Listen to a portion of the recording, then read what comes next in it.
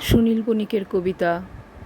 জীবনে খাতায় বেশিরভাগ মন খারাপের কথা লেখা থাকে। সংবাদপত্রে অধিকাংশই দুঃখজনক খবর ছাপা হয়।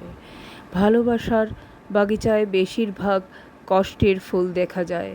পৃথিবীতে গড়ে ওঠার গল্প কম, ভেঙে যাওয়ার খবর বেশি থাকে।